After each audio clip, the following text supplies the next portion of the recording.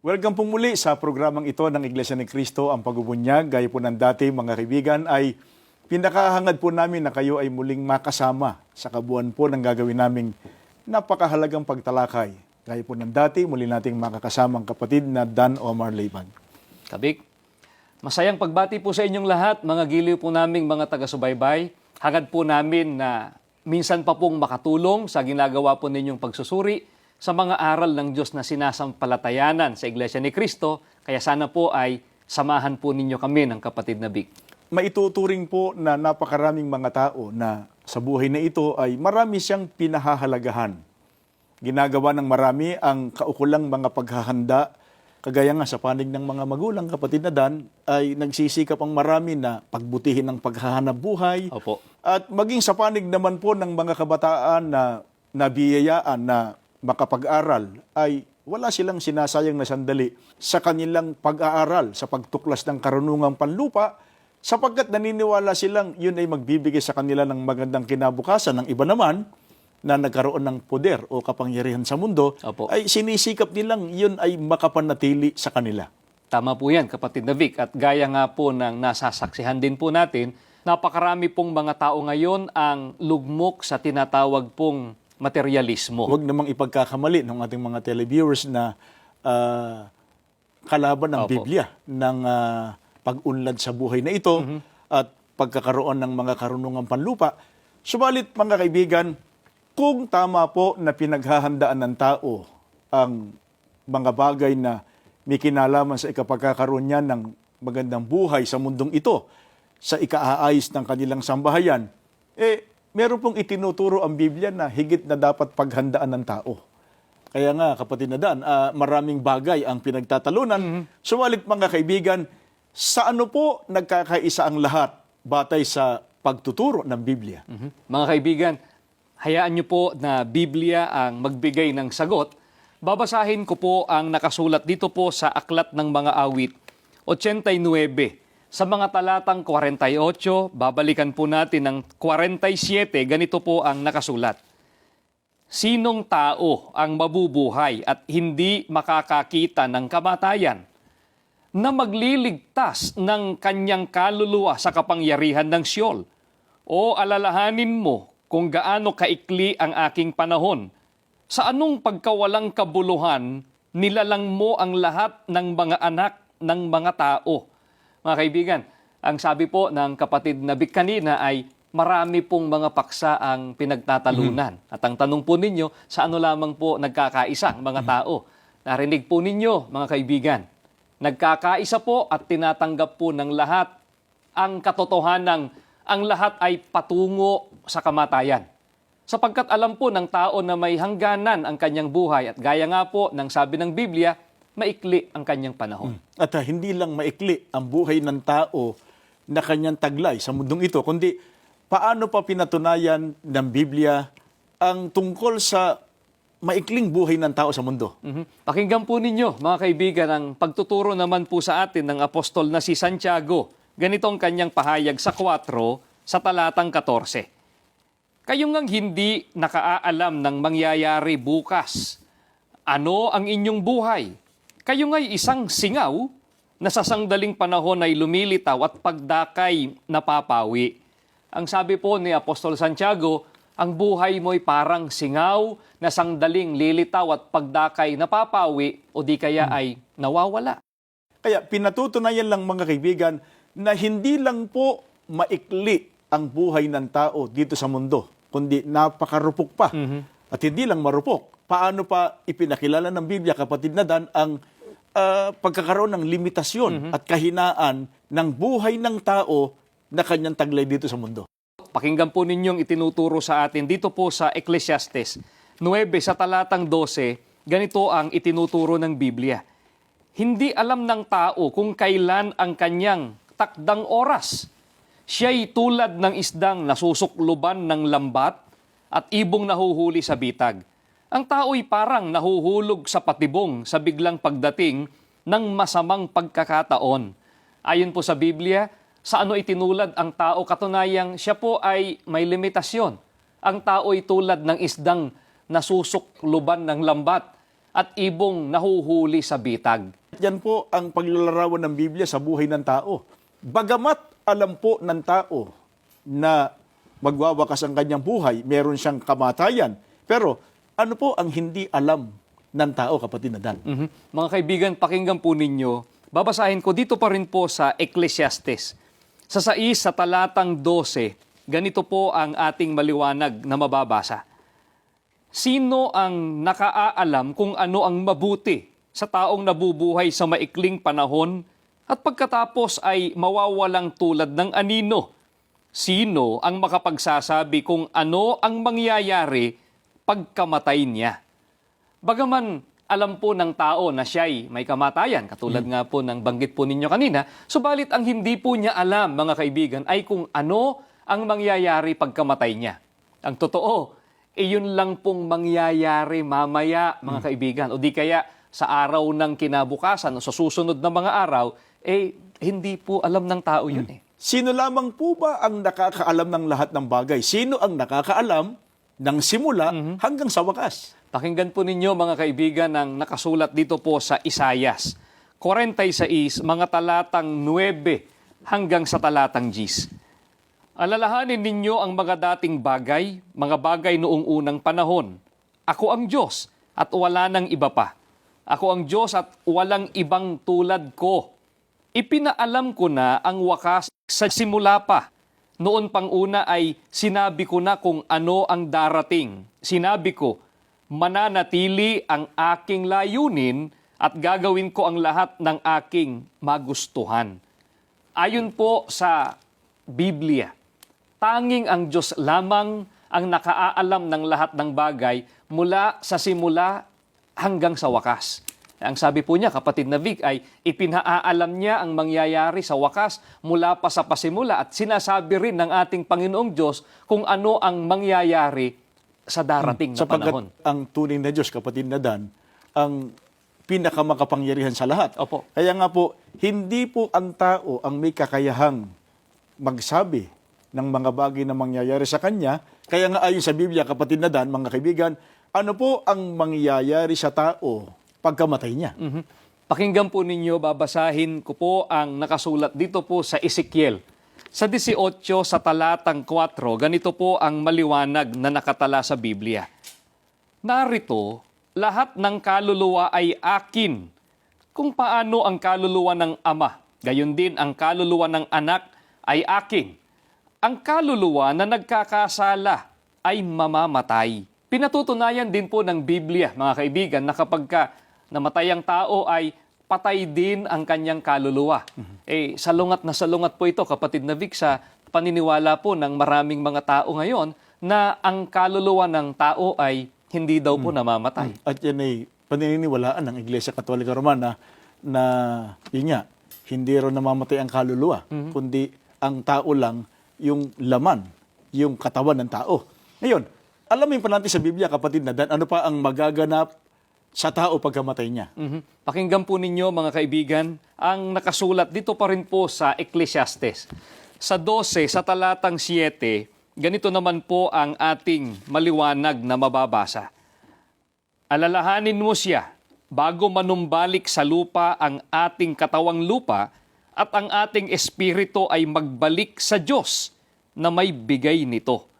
Mapapansin po natin, mga kaibigan, na inisa-isa po sa atin ng Biblia kung ano ang mangyayari sa tao pagdating ng kanyang kamatayan. Uuwi sa alabok ang kanyang katawan, itong katawang laman, kapatid na Vic. Mamamatay po ang kanyang kaluluwa, katulad po ng binasa natin kanina sa isang talata ng Biblia, at ang kanyang espiritu naman po ay magbabalik sa Panginoong Diyos. Naniniwala po ang Iglesia Katolika Romana, mga Katoliko, Opo. na hindi na baling, hindi ko napagbuti yung paghahanda ko sa aking kamatayan at sa araw ng paghuhukom. Total, pagka naman namatay ako, bahala na yung aking mga kaanak. Bahala na rin yung kanilang mga mahal sa buhay sa kanyang kaluluwa. Opo. Bakit kaya nagkaroon ng ganitong paniniwala ang mga Katoliko? Mga kaibigan, dyan lang po kayo. Magbabalik pa po kami ng kapatid na Dan.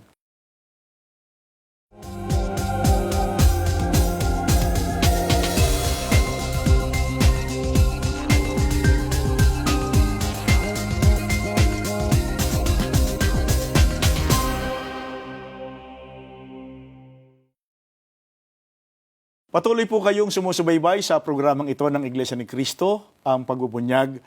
Ang tinatalakay po namin ng kapatid na Dan ay tungkol po sa kung paano ang marapat na paghahanda na dapat gawin ng tao bago dumating ang kanyang kamatayan, lalo na ang ukol sa paghahanda sa nalalapit na araw ng paghukom. Inisa-isa po sa atin ng Biblia kung ano ang mangyayari sa tao pagdating ng kanyang kamatayan.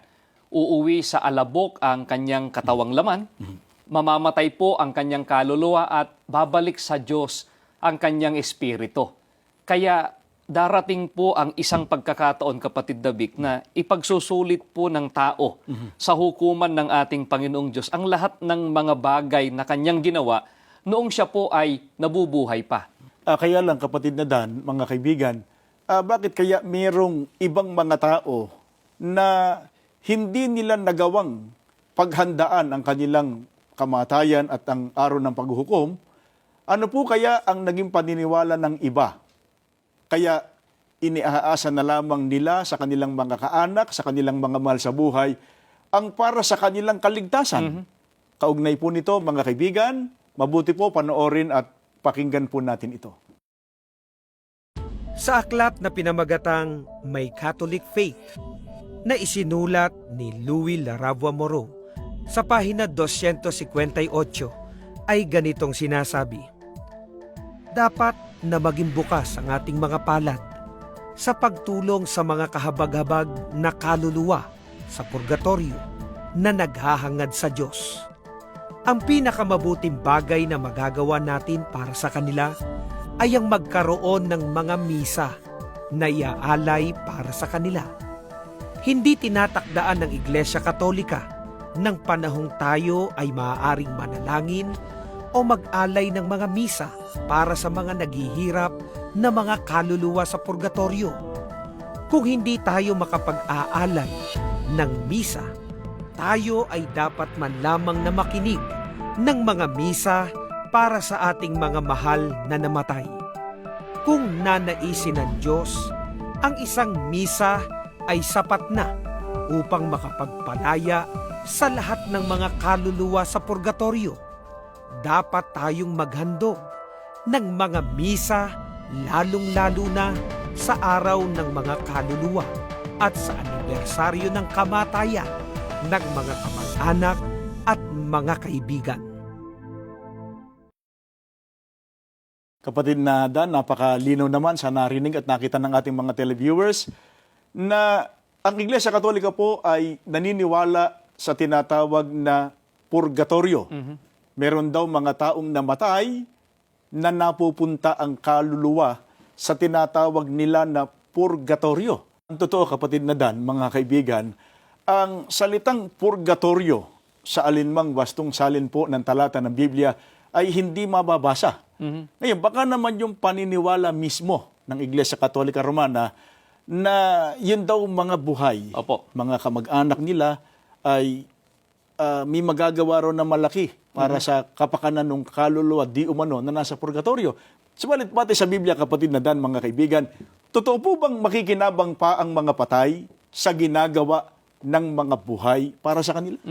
Pakinggan po ninyo, mga kaibigan, ang nakasulat dito po sa Ecclesiastes 9, mga talatang 5, tuloy ang basa po namin hanggang sa talatang 6, ganito po ang pahayag sa atin.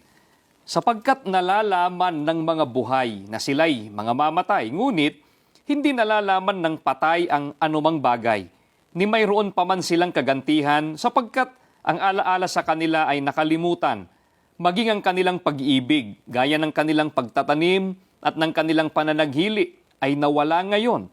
Nawala man silang anumang bahagi pa na magpakailanman sa anumang bagay na nagawa sa ilalim ng araw. Mga kaibigan, tiniyak po ng banal na kasulatan na wala na pong bahagi o hindi po nakikinabang ang patay sa anumang ginagawa ng buhay para po sa kanila. Kaya hindi po nakatutulong sa mga patay para sa kanilang kaligtasan ang pamisa, ang padasal, kapatid na Vic, maging ang tinatawag po nilang padapit o di kaya ang pagtitirik ng kandila. Gaano mang karami ang isagawang pagmimisa, gaano namang karaming itirik na kandila, gaano namang karaming pagdarasal ang iukol ng tao sa kanilang kaanak na namatay. Kapatid na Dan, mga kaibigan, batay po sa Biblia, ay hindi na po pakikinabangan pa ng patay ang lahat ng iyon. Uulitin po namin, mga kaibigan, hindi po pakikinabangan ng namatay na ang alinmang bagay na ginagawa ng mga nabubuhay pa. Sapagkat maliwanag po ang nakasulat sa Biblia, nahahatulan ang tao batay po sa kanyang sariling gawa. Mga bagay na nagawa niya nung nabubuhay pa siya. At ang mga ito po ay nakasulat sa aklat ng mga gawa. Hindi po siya hahatulan sa ginawa ng ibang tao para sa kanya. Gaano naman karami yung pagsisikap nung buhay na gawin niya para doon sa namatay, wala na pong pakinabang yun. Kaya nga, paano po ba hahatulan ang tao, batay po sa Biblia, kung siya ay patay na? Ang babasahin ko po ay nakasulat dito po sa Juan 5:28. Babasahin din po natin ang talatang 29. Ganito po ang pahayag sa atin ng Biblia. Huwag ninyo itong pagtakhan sapagkat darating ang oras na maririnig ng mga patay ang kanyang tinig. Sila'y muling mabubuhay at lalabas sa kinalilibingan nila. Lahat ng gumagawa ng mabuti ay pagkakalooban ng buhay na walang hanggan at lahat ng masama ay parurusahan. Sana po ay napansin po ninyo ang pahayag ng Biblia. May binabanggit po tungkol sa mga namatay, kapatid na Vic. Sila po anya ay lalabas sa libingan, hindi po sa purgatorio. At batay po sa binasa ninyo, mga kaibigan, meron anyang gumawa ng mabuti at bibigyan ng buhay na walang hanggan. Yun ang pagkakalooban ng kaligtasan. At may mga tao namang gumawa ng masama, hindi gumawa ng mabuti, hindi sinunod ang aral ng Biblia, sila anya ay parurusahan. Wala pong binanggit, mga kaibigan, na mapupunta sa purgatorio. Ngayon, kapatid na Dan, ipaglingkod natin sa ating mga televiewers, mga kaibigan, yun po bang paggawa ng mabuti? Ibig sabihin, pagsunod sa aral ng Biblia. At pagtatamo ng tunay na buhay o ng buhay na walang hanggan, yan ba ay maaangkin ng kahit sino? Mga kaibigan, ang ating Panginoong Hesukristo po ang pasagutin natin. Pakinggan po ninyo ang mismong pahayag niya. Dito po sa Mateo 16:18, ganito po ang mababasa natin. At sinasabi ko naman sa iyo, ikaw ay Pedro, at sa ibabaw ng batong ito ay itatayo ko ang aking iglesia, at hindi makapananaig sa kanya kahit ang kapangyarihan ng kamatayan. Mga kaibigan, ang mga kay Kristo po na kinikilala ng ating Panginoong Hesukristo ay ang mga kabilang sa iglesia na itinayo niya. At ang pahayag po ng ating Panginoong Hesukristo tungkol sa iglesia na itinayo niya o kabilang sa kanyang iglesia, hindi po pananaigan ng kamatayan. At mahalaga mapansin din ng ating mga televiewers, kapatid na Dan, na iisa lang po ang tunay na iglesyang itinayo ng ating Panginoong Hesukristo. Kaya nga ang sabi niya, aking iglesia. Hindi sinabing aking mga iglesia. Ngayon, anong ibig sabihin, kapatid na Dan, batay sa Biblia, hindi sa ating opinion, hindi sa ating kuro-kuro, nung binanggit ng Panginoong Hesukristo na ang mga taong sa Kanya, kabilang sa iglesyang itinayo niya, hindi anya pananaigan kahit ng kapangyarihan ng kamatayan. Ibig sabihin ba, hindi na sila mamamatay, hindi na sila malalagutan ng hininga? Ay, hindi po ganon, kapatid na Vic. Mga kaibigan, pakinggan po ninyo ang nakasulat. Dito po sa unang Tesalonica 4:16, ganito po ang pahayag sa atin. Sapagkat ang Panginoon din ang bababang mula sa langit, na may isang sigaw, may tinig ng arkanghel at may pakakak ng Diyos. At ang nangamatay kay Kristo ay unang mga bubuhay na mag-uli. Mga kaibigan, ayon po kay Apostol Pablo, bagaman sila, ang tinutukoy po dito ay ang mga kay Kristo, kapatid na Vic, ang mga kabilang sa kanyang iglesia. Bagaman sila po ay abutan ng kamatayan, palibhasa itinakda naman po ang kamatayan sa lahat ng tao, subalit ang tiyak na makasasama sa unang pagkabuhay na mag-uli ay ang mga nangamatay kay Kristo. Ang mga nangamatay po kay Kristo, sila din po ang kabilang sa kanyang iglesia. Kaya nga po, ang tawag ng mga apostol sa iglesyang kay Kristo, sunod sa pangalan po ng may-ari, Iglesia ni Kristo. At yan po ay maliwanag po nating mababasa, mga kaibigan, dito po sa Roma 16:16, ganito po ang pahayag ng apostol na si Pablo. Magbatian kayo ng banal na halik, lahat ng iglesia ni Kristo ay bumabati sa inyo. Dito po kabilang sa iglesyang ito. Sa iglesyang itinayo ni Kristo, na kung tawagin nga po ng mga apostol ay iglesia ni Kristo, dito po kabilang ang mga tao na pagdating po ng araw, kahit abutan pa po ng pagkalagot ng hininga, ay mga bubuhay pong mag-uli. Ano ba yung pinakamahalagang natutuhan ng mga kaanib sa Iglesia ni Cristo kaya sila ay pumayag na mapabilang dito? Sa ano po sila maliligtas pagdating ng araw ng paghukom? Ang babasahin ko po, mga kaibigan, ay pahayag po ng Biblia dito po sa Apokalipsis 20:14. At ang kamatayan at ang Hades ay ibinulid sa dagat-dagatang apoy. Ito ang ikalawang kamatayan sa makatwid ay ang dagat-dagatang apoy. Mga kaibigan, napakaliwanag po ng pahayag ng Biblia. Hindi po totoong tapos na ang lahat pagkamatay ng tao. Haharap pa po ang lahat ng tao sa hukuman ng ating Panginoong Jesucristo sa araw ng paghuhukom. Kung papaanong ang unang kamatayan ay pinaghahandaan ng tao, ginagawa po ng tao ang lahat ng makakaya niya, kapatid David.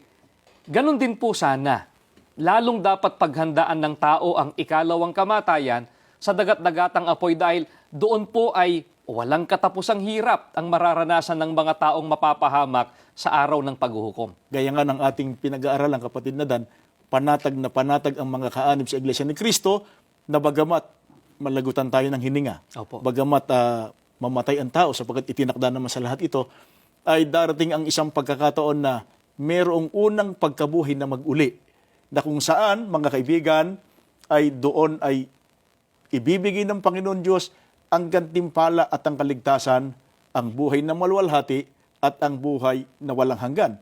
Saan at kailan natin matatamo yon? Napakahalagang tanong, kapatid na Vic, at mahalagang masagot din po, mga kaibigan. Pakinggan po ninyo ang nakasulat sa Apokalipsis 21:1 hanggang sa talatang 4. Pagkatapos nito, nakita ko ang isang bagong langit at isang bagong lupa. Wala na ang dating langit at lupa, wala na rin ang dagat. At nakita ko ang banal na lungsod, ang bagong Jerusalem, bumababang galing sa langit buhat sa Diyos, gaya ng babaeng ikakasal. Gayak na gayak sa pagsalubong sa lalaking mapapangasawa niya. Narinig kong isang malakas na tinig mula sa trono. Ngayon, ang tahanan ng Diyos ay nasa piling na ng mga tao. Mananahan siyang kasama nila at sila'y magiging bayan niya. Makakapiling nila ng palagian ang Diyos at siya ang magiging Diyos nila. At papahirin niya ang kanilang mga luha, wala nang kamatayan, dalamhati, pag-iyak, at sakit sapagkat lumipas na ang dating mga bagay. Mga kaibigan, ang dakong pagdadalhan po sa atin ng Diyos na doon po natin siya makakapiling ay ang bayang banal.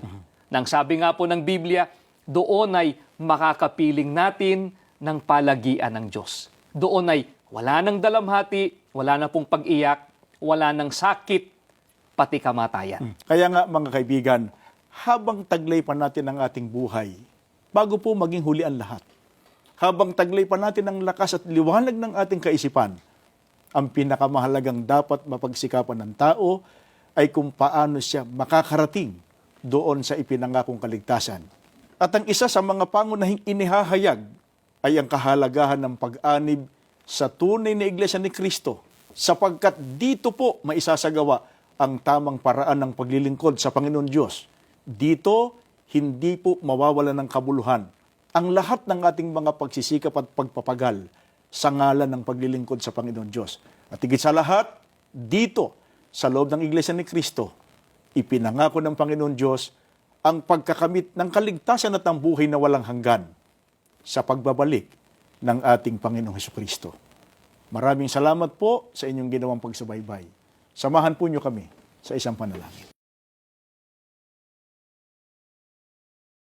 Ama naming Diyos, dakila ka po at makapangyarihan sa lahat. Opo. Salamat po sa ginawa mong pagtuturo sa amin sa pagkakataong ito. Amen. Muli mo pong sinariwa sa isipan namin ang kadakilaan ng pagmamahal mo sa amin. Amen. Gusto mo at hangad mo, O Diyos, na lahat kami makarating sa piling mo pagdating ng araw ng kaligtasan. Amen. Kaya tulungan mo sana ang lahat ng mga taong narating ng pangangaral na ito. Amen. Payagan mo po na pagkalooban ng pagkaunawa, ng tunay na pananampalataya. Amen. Tawagin mo po sa tunay na iglesia. Amen. Pang dito po namin maisagawa ang tapat na paglilingkod sa iyo. Amen. Mapaghandaan po namin sa tamang kaparaanan Opo. ang nalalapit naming kaligtasan. Amen. Panginoong Jesus, pakipamagitan mo po kami sa Ama. Opo. Hinihiling po namin ang patuloy mo pong patnubay sa amin. Opo. Pagkaloob mo rin po sana ng aming mga pangangailangan Amen. upang payapa kaming nakapaglilingkod sa iyo at sa ating Diyos na nasa langit. Amen. Ama naming Diyos, idinadalangin po naming patuloy mo pong pagpalain ang buong iglesia. Amen. Ipagkaloob mo pong marami pang pagtatagumpay. Opo. Patuloy na pangunahan mo po kami, O Ama. Opo. Basbasan mo po ang aming tagapamahalang pangkalahatan. Amen. Alang-alang sa kapakanan ng buong iglesia. Amen. Buo ang aming pananalig, O Diyos. Ipinagkaloob mo po ang aming mga kahilingan. Opo. Pinagpala mo po maging ang aming sambahayan. Amen. Sa pangalan po ng aming Panginoong Hesukristo. Amen. Amen.